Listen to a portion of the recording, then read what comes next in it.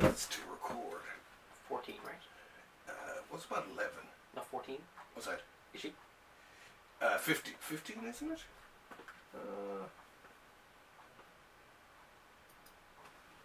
We might need to stop that until we find this out. Oh, that's okay. Yeah, it is 15. This is 15. Okay, ready? Ready, Freddy? Okay. Okay, 3, 2, 1.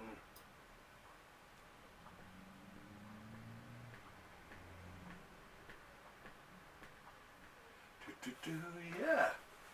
That jazzy Bill Brennan tune. Just bringing us right back here to comic book world.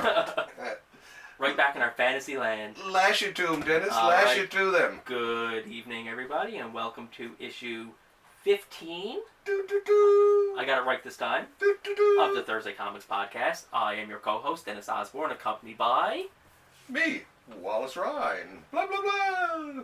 We're together again. It's getting almost weekly now at this point. Yeah, So. yeah. And especially after last week's devastating interview with good old Arlen. But we'll talk briefly about the interview. The interview actually went really well. We had a little bit of issue with an echo. Yeah. They was about halfway, Yeah. or a half hour into the interview. So we're still trying to figure that out, that aspect. And we will somehow. Yeah. But no, his interview was fantastic. We're like, we'll limit it to a half hour or so. Hour and a half later, right? And we had a list of fucking questions, and he answered every single bloody question without us even having to ask it. But I enjoyed it a lot more because it was like three guys just hanging around yakking about comics and stuff like that. So it had a great informal feel to it, and yeah, I loved it. I mean, I've seen. I think the first one that I can remember seeing was probably his one on Bob Kane and Bill Finger and that whole thing, and it was great. Yeah. It was just like, wow, he's very entertaining. This is what I like about him. It's just like compared to like, I mean, in a lot of ways, what he was doing was art history. Yeah. And I can tell you from experience, art history. My good God, sometimes it's just so boring that you just want to take your own life before the end of the class. But with him, he reminds me of a history professor I once had here at Memorial. And this guy was an amazing history teacher. He taught the First World War.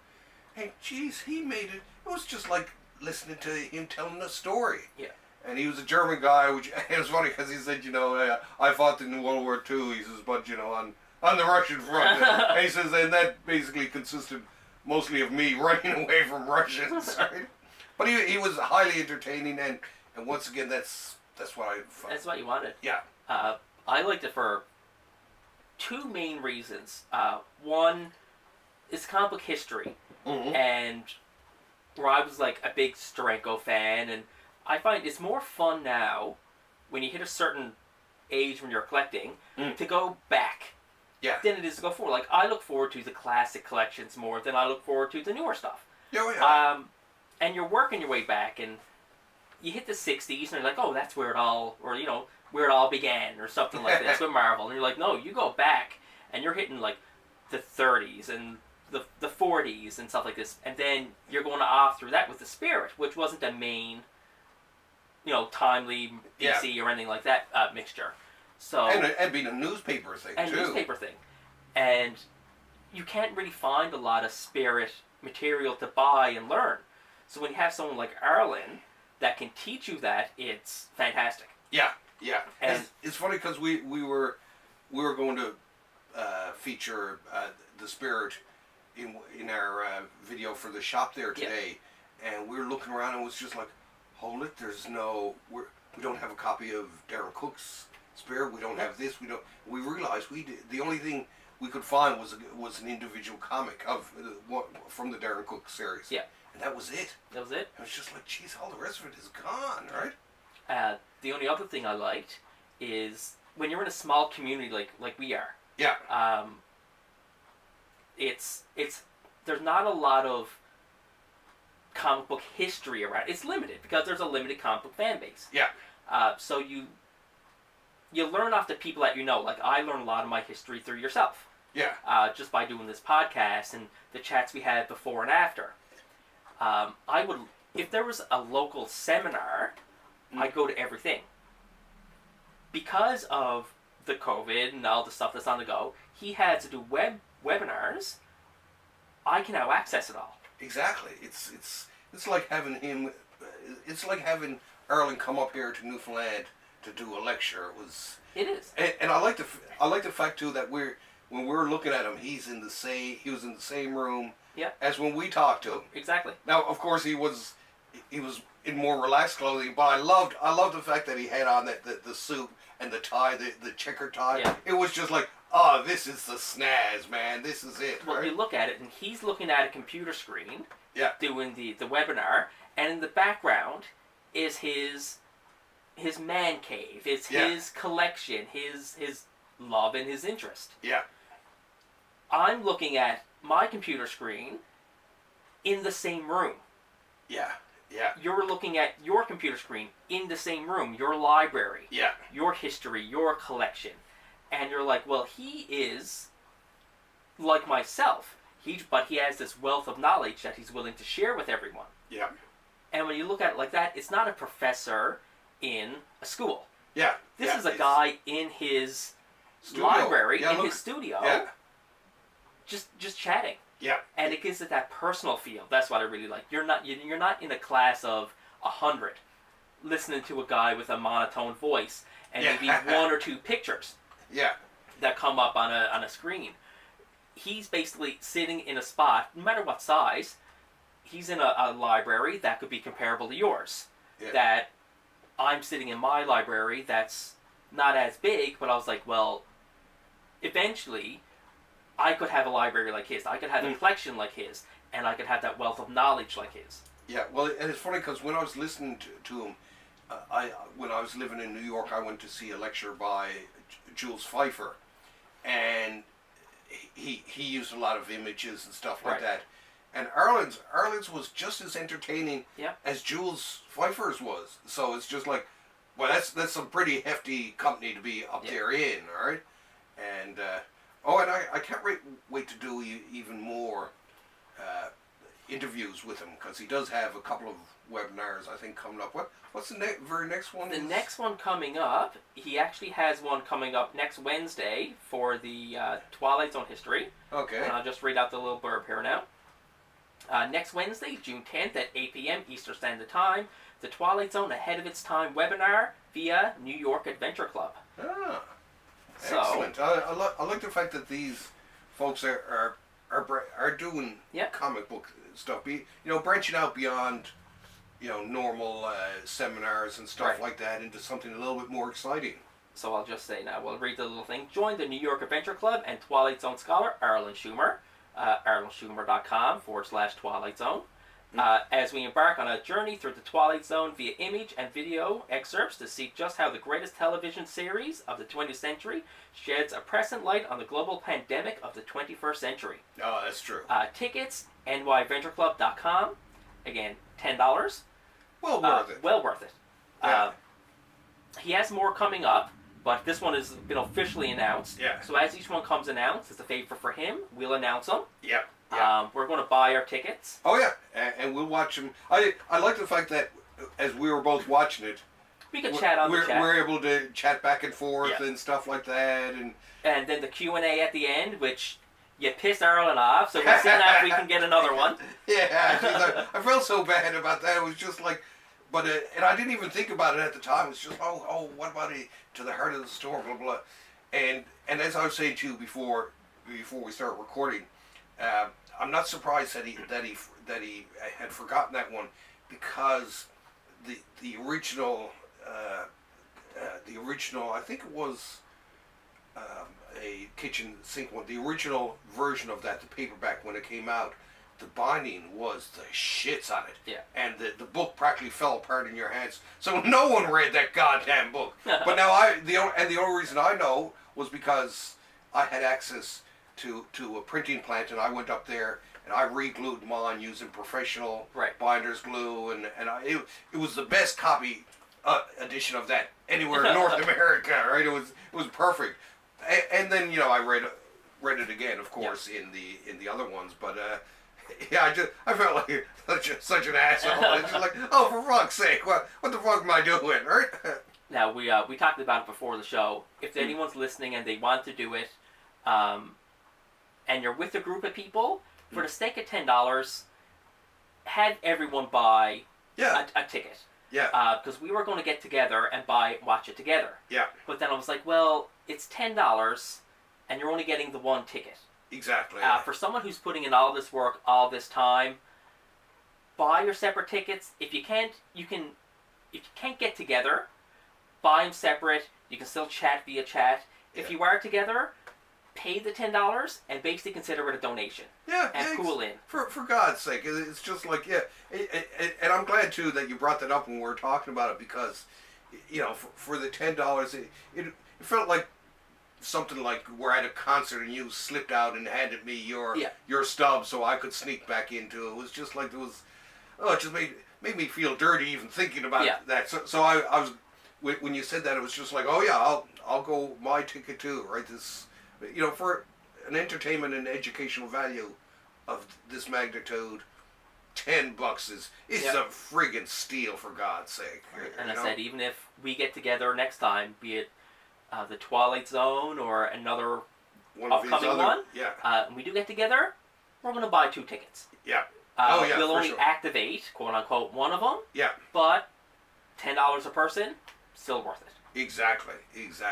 Right. And they appreciate it too. Yeah. Because they are creators. He is a historian. He works on this. It's time. Oh yeah. Time is money. Exactly. For a creator. And why not support one of our own? This is one of our fellow comic book explorers out there. We should be helping each other out, right? And it was good for me. And like I said, where I haven't had a chance to meet a lot of people, because you're from Newfoundland. Yeah. And you traveled far much more than I have. To meet someone like that and almost befriend someone like that, and have him share his knowledge and his influence in history and everything like this. Exactly. For new comic collectors, fans, veteran ones, well worth the $10. Yeah. And that's why, like, his upcoming one, he has one on the Silver Age and then one on Captain America coming up. Yeah. I'm not going to go into much detail, but like the Silver Age one, that one, because I read it, I liked his Silver Age book and all that. It was just like, it's a great primer for a new comic book fan who who's just getting into it and is just learning the terminology and all that. Check out that one, because it's a great way to get accustomed to what the Silver Age meant, for instance. So, let alone, of course, the Steranko. I think Arlen loves the fact that you're also a Steranko fanatic. Fanatic, and it was funny because he brought up the Impact story, the Master Race story, which I had bought that very day here. Right? But now when we're going to get together for the Steranko episode, or hopefully an interview with him before the Steranko episode. Yeah. And I'll bring over my copies to show him my original Steranko. Sure, our interviews I think last longer than the actual seminars themselves. Yeah. So it's a way of also listening to him wax eloquent on a subject too, because it's when you're writing up something like that, there you'll remember some things or whatever and all that, but in a relaxed setting like that where we just let it flow. Yeah. And I think that's going to be a good formula for us to follow in our interviews. We'll throw out a few questions, but just let the creator do the talking, right? Right. I know Steranko did do the all last couple of years the variant sketched Captain America covers. Yes. Which is a recent thing, doing Captain America, so that ties in. I'll probably bring them over to show him the newer work if he hasn't seen them. But I mentioned that yes, he's doing that's a spoiler now, but like a 4th of July Captain America theme. I said, if we get an interview with you, Captain America originally fell on the ice off the coast of Newfoundland. Exactly. So we're part of Captain America history. Boom, boom, boom, boom. Yes. It's in one of the first comics. So. Yeah. That's Avengers number 4. Yeah. I can remember as a kid when I first read that, it was just like, oh, fucking right on, man. Fucking right on.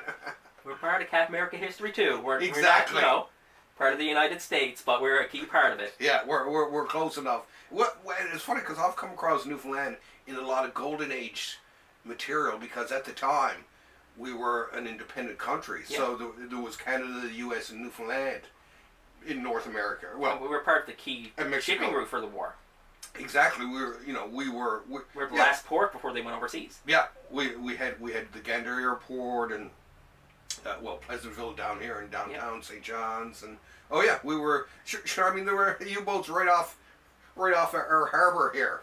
They're still out there, sure.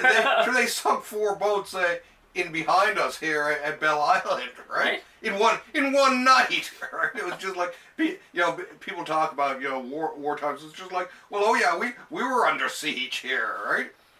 But I think that'll be fun. The fact that Newfoundland, we are a part of the Captain America history. We'll bring that up.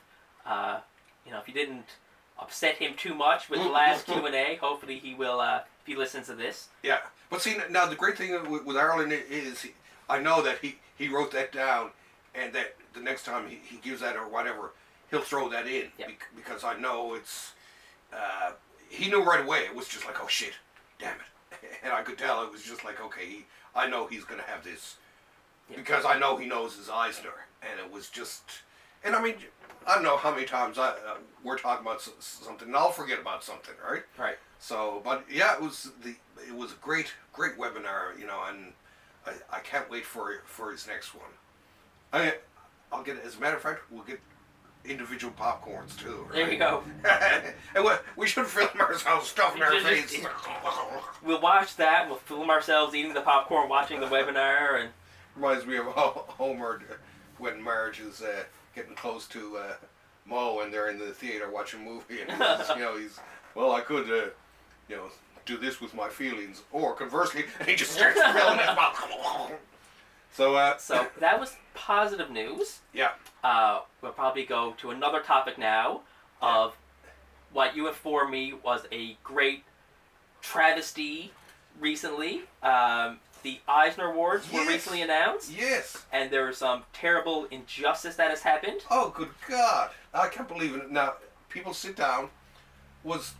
I didn't get my nomination for Best Letterer. What the fuck is going on, people? Come on. I hand letter. I get down on my hands and knees and pray to the gods of lettering that I will do every single word correctly. And he prays to the new gods. Yes, exactly. and I'm also on a mission, and I'm going to continue this year with the other project we're working on. I'm going to be really pushing the hand lettered. Yeah. Right? Not just lettered by, hand lettered by. As a matter of fact, that's my only condition when I work with someone and letter their things is it has to be written like that. Yeah.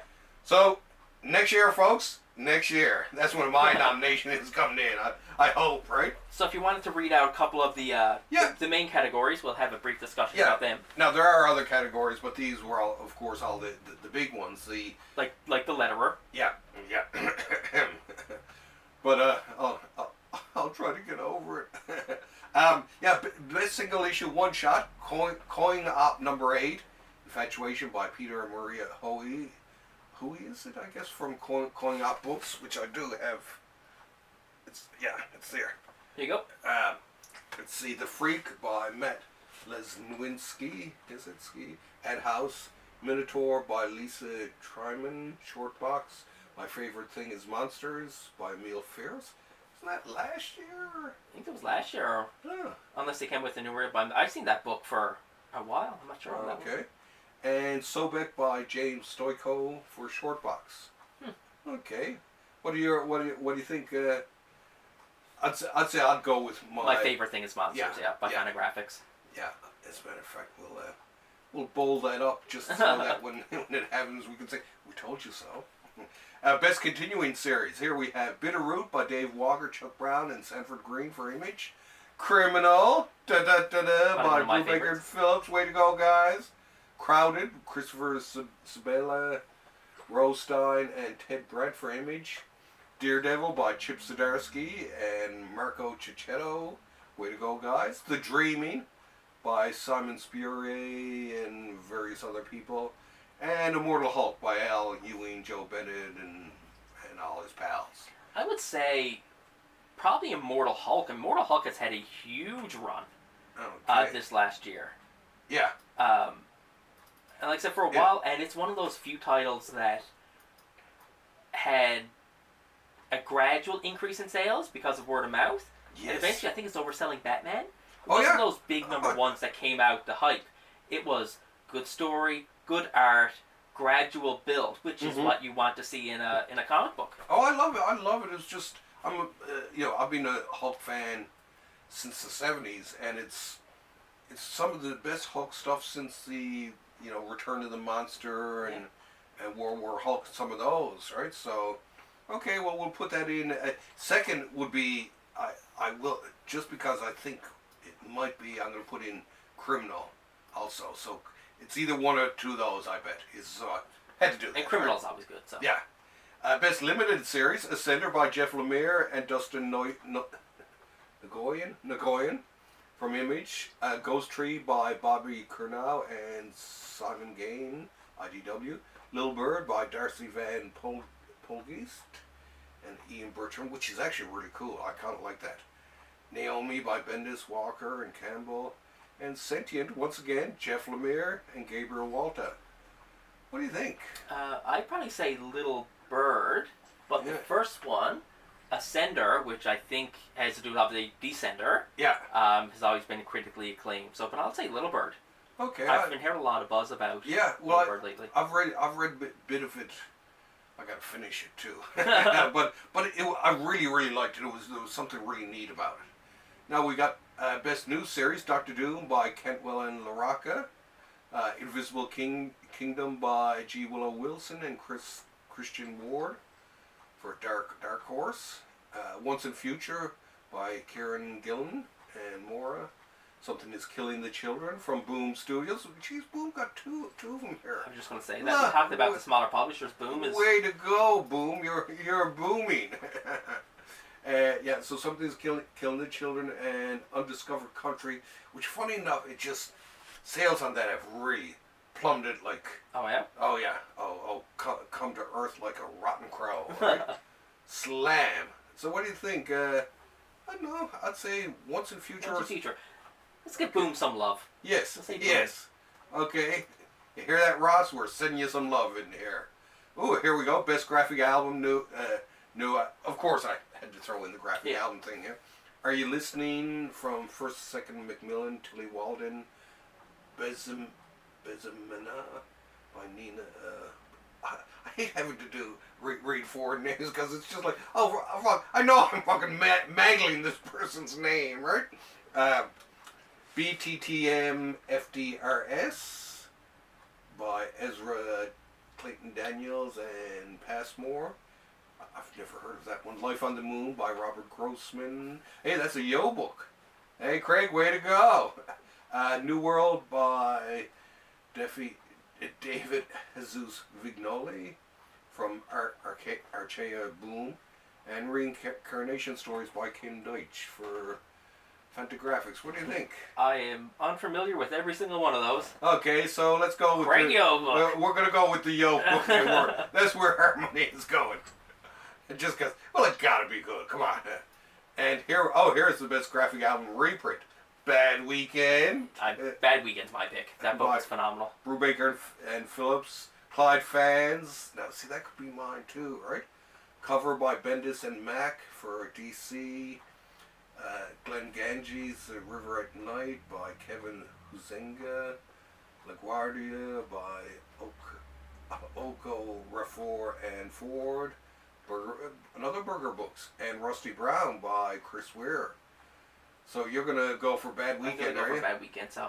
Okay. I'd say if Brubaker and Phillips aren't going to win the other one, they're going to win that one. So, yeah.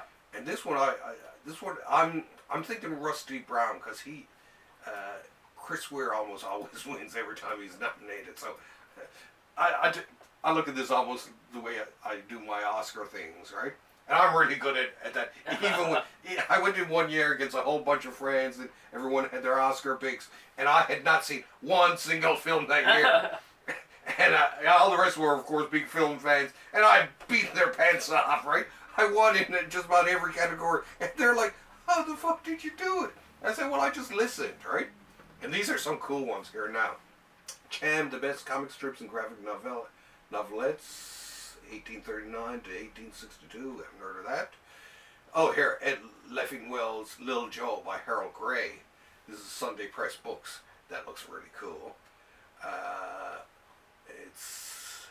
And what am I saying? That looks really cool. I have that. The George Harriman Library. Is that the one I got there? No, that's the Taschen one I got. There, that's the one. Crazy Cat, the complete color Sundays. That's that big mother of a book down there. I'd say Crazy right? Cat's probably my pick for that one. Yeah, I think I'm going to be with you on that. Madness in Crowds and Pogo. I mean, I love Pogo and all that. I'm a big Pogo fan, but yeah, and I tell you, if it isn't Crazy Cat, I bet you it will be the Little Joe. Yeah, is my prediction. All right. Best archival collection project. Here we go. Alley Oop, New York Review of Comics. Alley Oop. I don't know if they just misspelled that. The Complete Creepax. Dirty bastard. Oh, here we go. Jack Kirby's Dingbat Love. I'm for that, actually. Yeah. Moon Shadow Definitive Edition, which is still pretty good. Stan Sakai's Usagi Yojimbo, The Complete Grass Cutter Artist Select by Stan Sakai. And that Miyoko Asagayana feeling by Sunichi Abe, yeah, okay. I'd go with Dingbat Love. What do you think?